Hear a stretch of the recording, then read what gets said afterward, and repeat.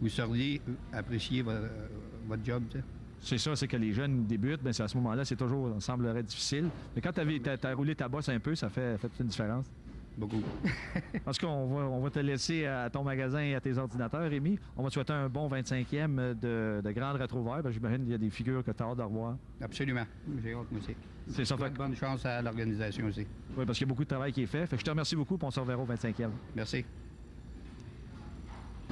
Avec nous, un autre employé d'il y a plus de 25 ans maintenant, M. Jig Cheney. Bienvenue, Jig. Bonjour. Combien d'années maintenant tu travailles à Tembec?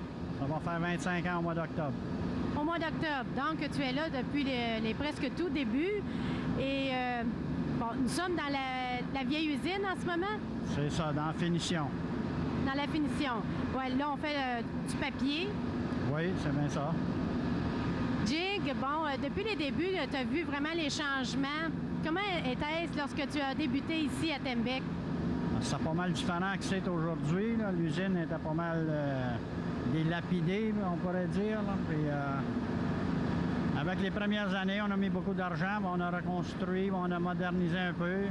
Puis aujourd'hui, bien, ça a changé beaucoup. Comme tu le sais, avec les nouveaux complexes, c'est vraiment évolué. Est-ce qu'au fil des années, lorsque tu voyais l'ampleur que prenait Tembec, que tu avais une certaine crainte ou tu étais plutôt fier de ce qui se déroulait? J'étais bien fier de ce qui se déroulait. J'ai plus de crainte aujourd'hui que j'en avais 25 ans passés. Plus de crainte. Et pourquoi donc? À cause que le marché joue, il fluctue, il va de bas en haut? Bien, il y a le marché aussi. Tembec est rendu tellement grand que je pense que qu'est-ce qui était mis en arrière, peut-être c'est un peu des employés de Témiscamingue qui, 25 ans passés, on était dit c'est des gens qui construisent leur avenir. Aujourd'hui, on n'a pas tellement à dire là-dedans. Ah bon? Toi, tu trouves que... Mais dans le fond, c'est grâce à vous tous que ça l'a grossi et que ça a pris de l'ampleur. Est-ce que c'est peut-être à cause de la grandeur et du nouveau de nombre de sites différents qui vous fait peur? C'est exactement ça. Je pense qu'en ayant grandi tellement vite que c'est devenu qu'ici, à Témiscamingue, les gens qui ont parti Tembec ne sont pas nécessairement toujours pris en conséquence, surtout les plus vieux. Mais ça se déroule bien quand même, parce que c'est grâce à votre succès et à votre ardeur que ça a pris de l'ampleur. Jig, quand on parle de ton travail ici, tu as débuté en faisant quoi? Moi, j'ai été embauché section 99, qui est un remplaçant pour un peu partout dans l'usine. Ensuite, j'ai entré dans la maintenance. Je suis devenu un millwright, un mécanicien d'entretien. Et suite à un accident que j'ai subi ici, je ne pouvais pas faire l'ouvrage physiquement. Alors, j'ai eu la chance d'avoir un poste dans un bureau que je détiens depuis ce temps-là et qui va être éliminé bientôt. Oh, après ton départ? Non, avant que je parte. Mais donc, ça veut dire que vous avez la chance de vous recycler et de faire d'autres genres de travail. Bien là, je m'en vais fait un cercle complet parce que la place à retourner, ça va être section 99. Lorsque tu vois, bon, la technologie avancée et la vie moderne qui prend place, est-ce que tu trouves que les jeunes vont avoir plus de chances à travailler ici, en région? Je dirais que oui, peut-être moins de jeunes, mais ça va prendre de l'éducation, ça va prendre de l'éducation postsecondaire et j'espère que les jeunes réalisent ça aujourd'hui parce que les temps passés sont plus ici. C'est ça, parce que lorsque toi, tu as commencé dans la section 99, tu n'avais pas besoin d'études ou de bac ou de DEC ou quoi que ce soit. Maintenant, pour travailler à Tembec, ça en prend des études. C'est exactement ça. Parce que c'est que des vieux comme moi là, qui n'ont pas d'éducation, on a de la misère à se trouver des places pour finir nos années qui nous restent. Mais vous avez quand même toujours la possibilité d'avoir de la formation ici en usine? Pas à mes connaissances. Dépendamment du quartier où est-ce que vous êtes. Ah oui, si tu es déjà établi dans une position où il y a de la formation à être redonnée, mais quand tu perds ta position, là, faut que tu t'en cherches un autre. Vraiment. Là. C'est de là l'importance d'avoir des études. C'est ça, exactement. C'est pour ça que c'est important pour les jeunes aujourd'hui de continuer et de pas penser là, qu'il y a une grosse avenir à moins qu'il y ait un peu d'éducation attachée. Là, tu vas rencontrer des gens que tu as déjà travaillé probablement il y a 25 ans passés. Est-ce que tu as hâte? Est-ce que tu as déjà, d'ailleurs, rencontré auparavant certaines personnes qui étaient parties à l'extérieur? Alors, je regarde à la fin de semaine du 25e anniversaire. Je suis très excité et j'ai hâte que ça arrive et de rencontrer beaucoup de gens qui sont partis d'ici et qui voient comment est-ce que c'est que ça a changé alentour. Parce que tu trouves que tu es fier de l'ampleur que ça a pris? Exactement. Je suis très fier de Tembec. J'ai passé les meilleures années de ma vie ici, puis j'en serai toujours fier. Parce que pour vous, ceux qui ont commencé dès les débuts, c'est Tembec, ça fait partie de vous-même, parce que vous avez mis la main vraiment à la pâte. Et c'est pour ça, vos inquiétudes, vous les ressentez comme une mère auprès de son enfant.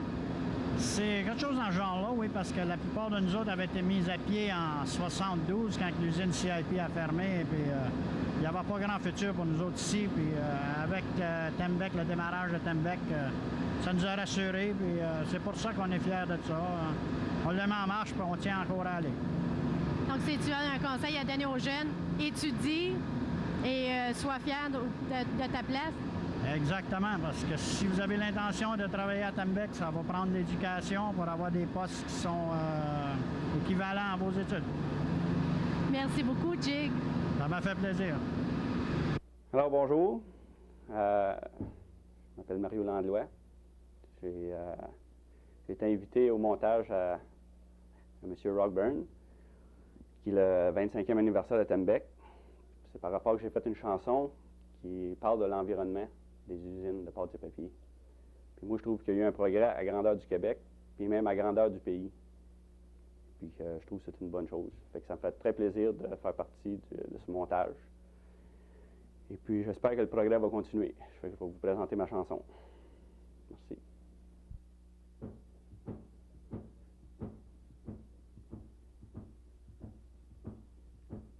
L'autre jour, j'étais après pêcher, puis j'étais assis sur le bout de mon quai.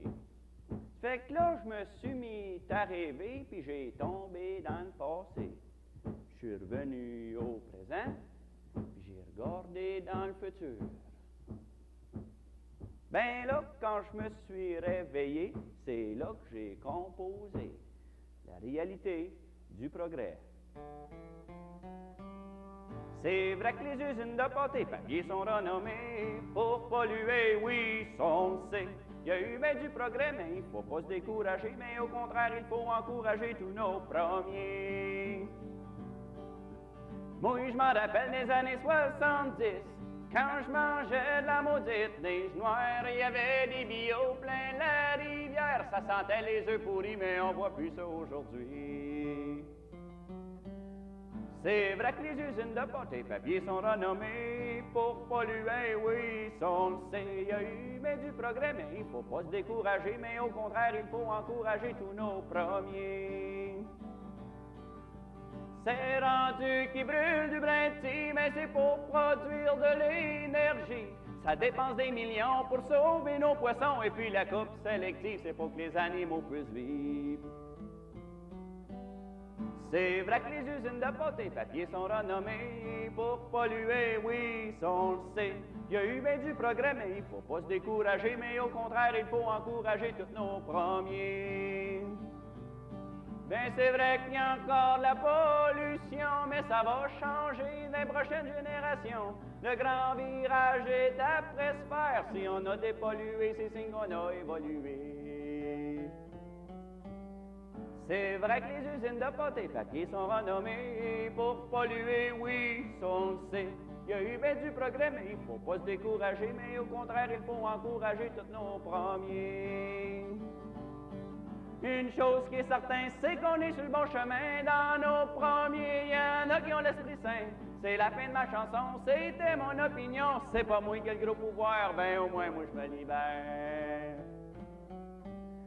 C'est vrai que les usines de pâte et papier sont renommées pour polluer, oui, on le sait. Il y a eu bien du progrès, mais il faut pas se décourager, mais au contraire, il faut encourager tous nos premiers.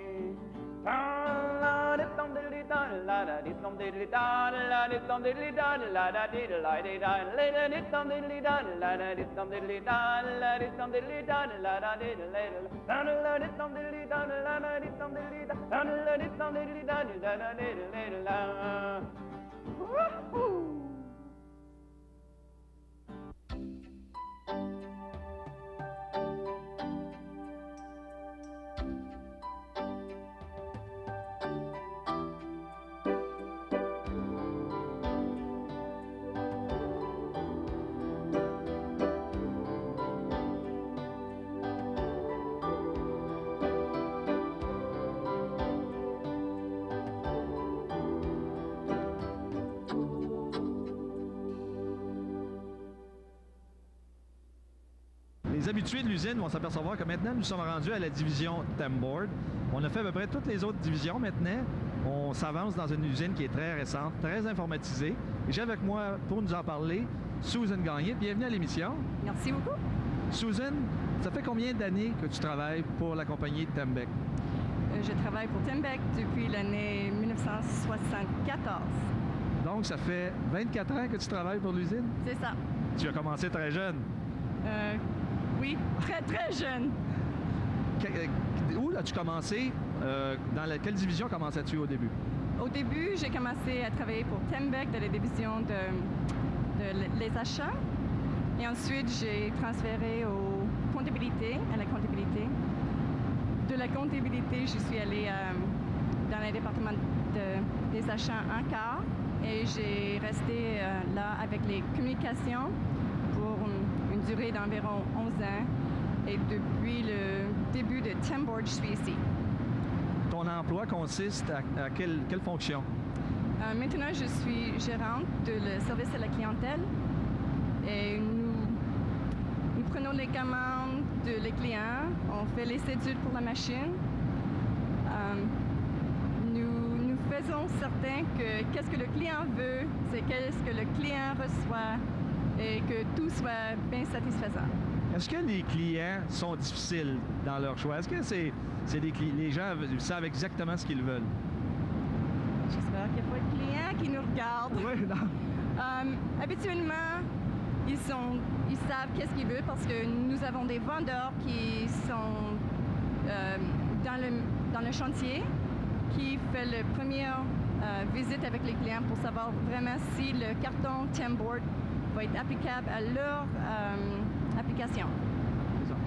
Vous... Je m'excuse. Non, il n'y a pas de problème. Vous, les clients, c'est à travers le monde? Il y en a, c'est worldwide? Oui, oui. Nous, ici, à cette location, nous faisons affaire avec les clients canadiens et les clients des États-Unis. Nous avons un bureau à Montréal qui fait affaire avec les marchés outre-mer.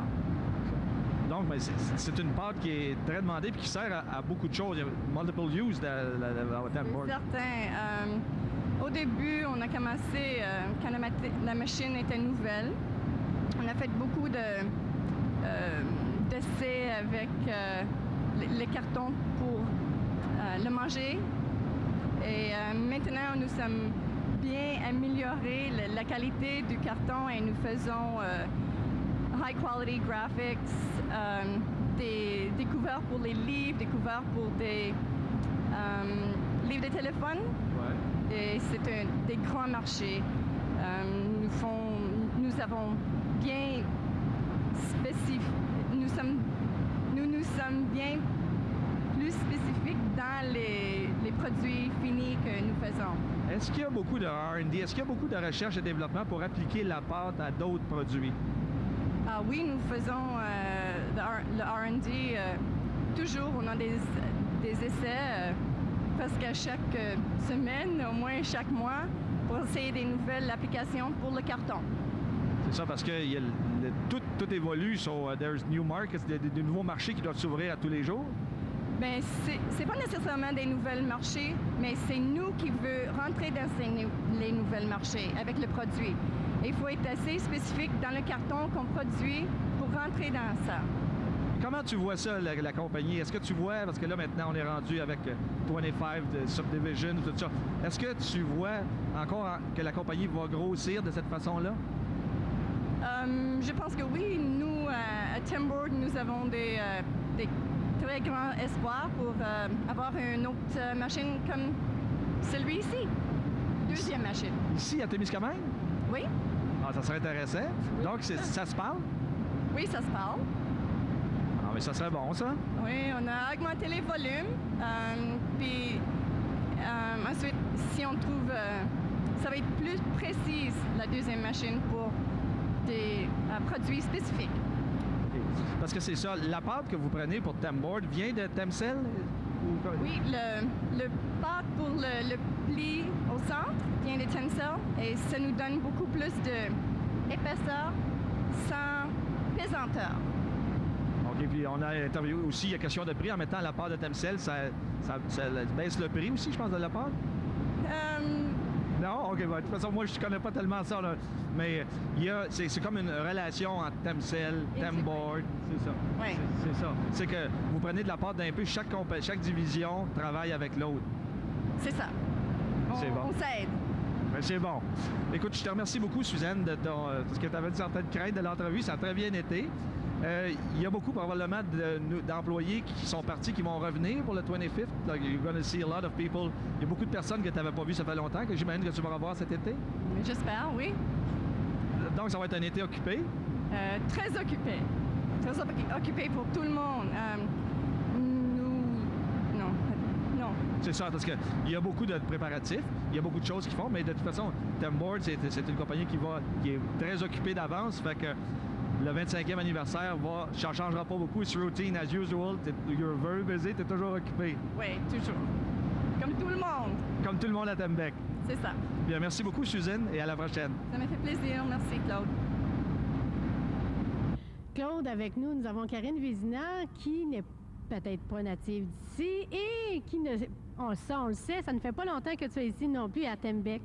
Ça fait 4 ans que je suis avec la compagnie. Et tu es native de quel endroit? Moi, je suis native du Saguenay-Lac-Saint-Jean. Une très belle région, du monde dynamique et très positif.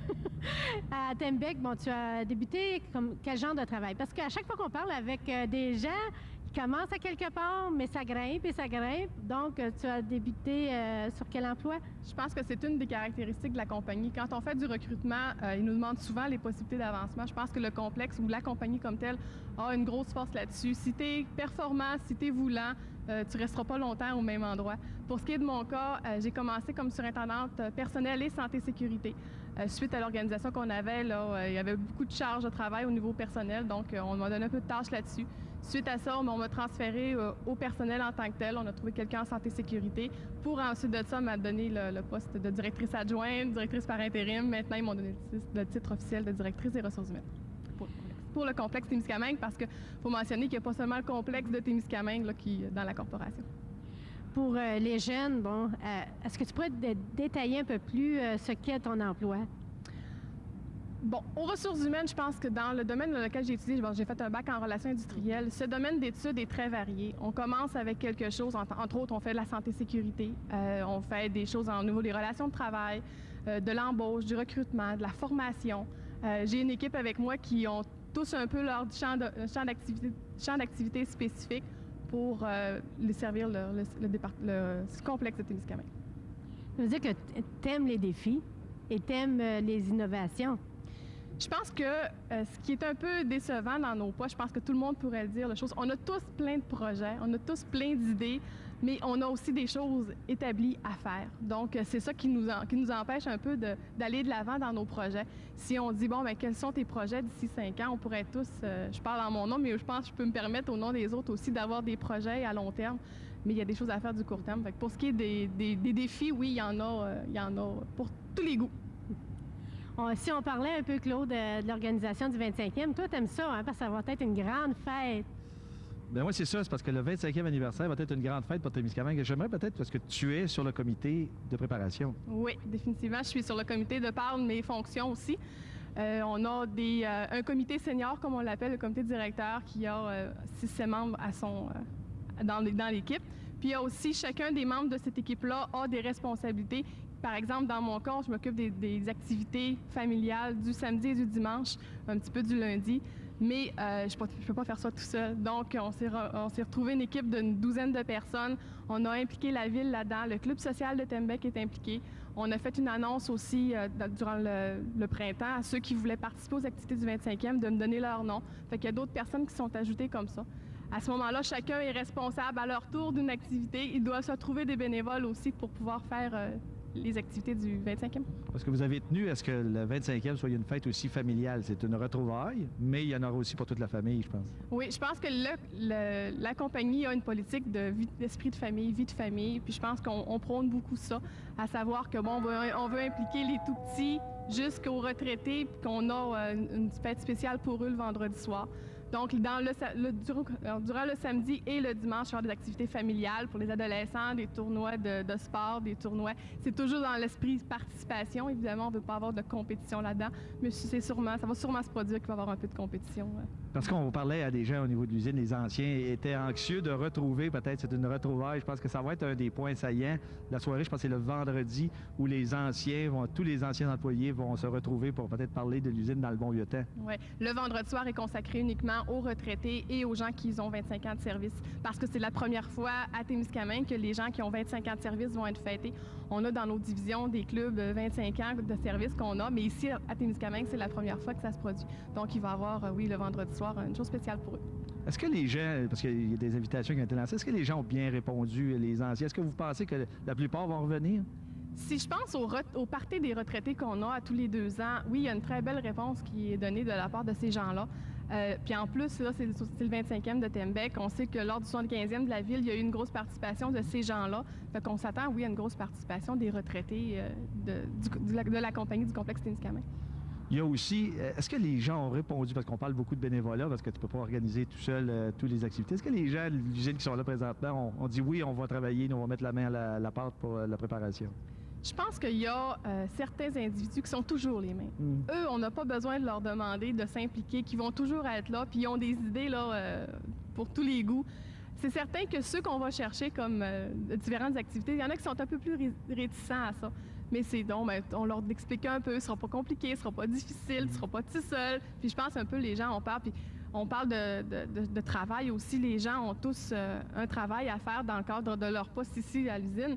Puis on a tous beaucoup de travail à faire. Donc, demander un peu de bénévolat à ces gens-là, c'est difficile. Fait que là, quand on leur dit, bon, si tu participes, il va en avoir moins à faire. Plus on est, moins on en a à faire. Je pense que ça embarque les gens un peu plus. C'est ça, parce que justement, il y a beaucoup d'ouvrages qui étaient faits lors des heures, parce que tu peux pas tout préparer en dehors des heures de travail. C'est pour ça que ça a peut-être aidé aussi à la participation. Oui, c'est ça. Puis Charles Gagnon, Adèle Bélanger ont déjà des gens avec eux qui travaillent uniquement sur le 25e pour les invitations, la paperasse. Ça se trouve être une de nos doyennes, Alice McNally, qui travaillait pour le département des ressources humaines, qui est encore avec nous à certaines occasions.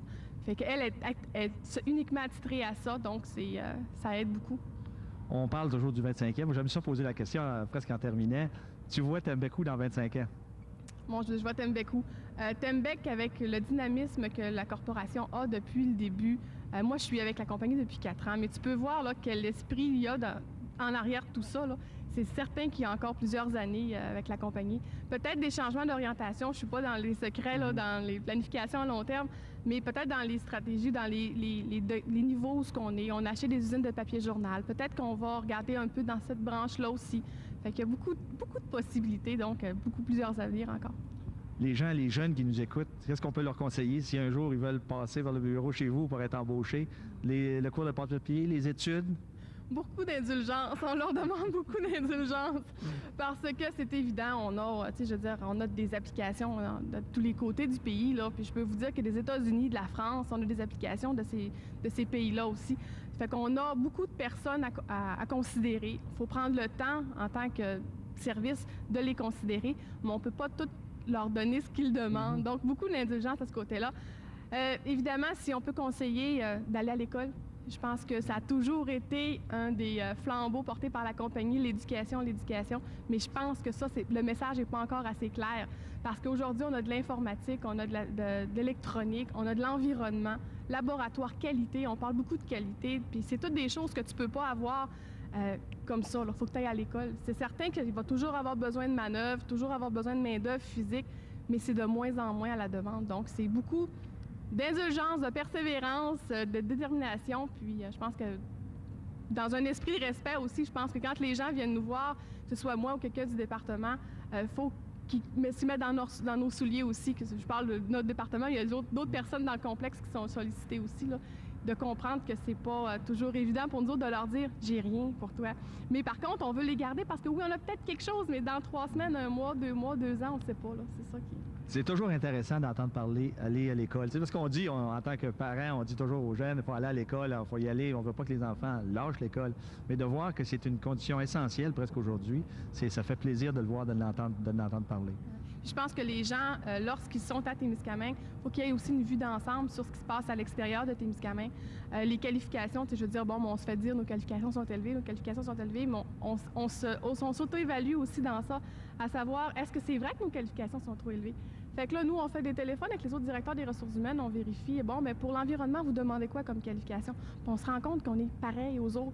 Puis des fois, on se dit, ouais, ben, on est pareil, mais on voudrait peut-être être plus. Fait que là, on essaie d'avoir les gens à l'interne, des gens qu'on va former sur les postes, que c'est pas toujours évident.